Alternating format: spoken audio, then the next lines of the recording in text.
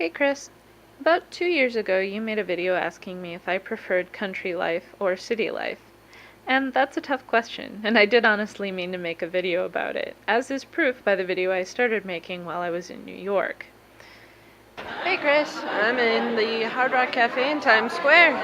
Check out the guitar wall.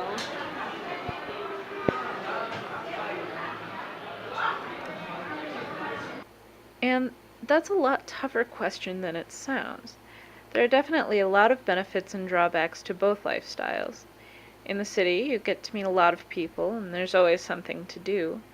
In the country, it tends to have a lot more space, and things are definitely a lot quieter. In my lifetime, I've lived in both. I lived in Green Bay until I was 11, and it is a city, albeit a small one. And after that, we moved to a small town outside Milwaukee, and our house was in a subdivision, but we really didn't have that much around us aside from houses.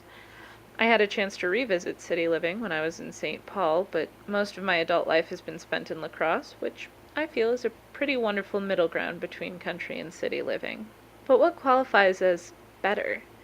If we're talking straight up beauty, once upon a time I would have said that nature wins. Straight up, no contest.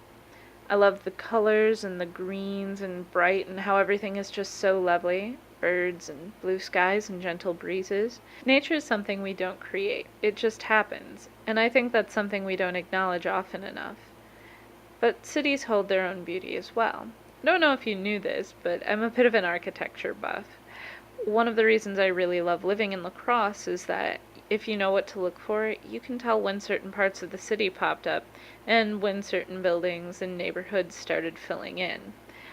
I know that phenomena isn't unique to La Crosse. You can find it in any city that's been around for more than 100 years. I mean, look at New York City. This place was and still is a mecca for architecture. It's an art form that people see day in and day out. I filmed this bit from the top of the Empire State Building, an architectural marvel that combines art and engineering to create a building that millions of people visit yearly.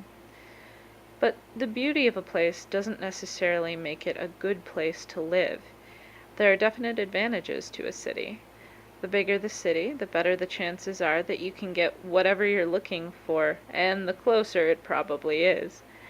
Plenty of people in cities don't even bother owning a car because there's no reason to. They can walk a couple blocks in any direction and get groceries, clothes, movies, or whatever. When I started driving, my high school and my grocery store were at least a 20-minute drive. Most of my friends' houses were even further. And if I wanted to see a movie or shop for clothes, I had at least a 45-minute drive ahead of me. Because of this, I can't imagine living without a car. It just isn't practical for country living. But when I did walk places, it was always quiet and very pretty. And that was a really nice thing that I can't always find, even in La Crosse.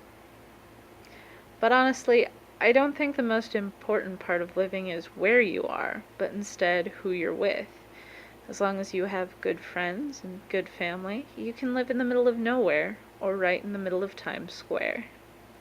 See you later, Chris.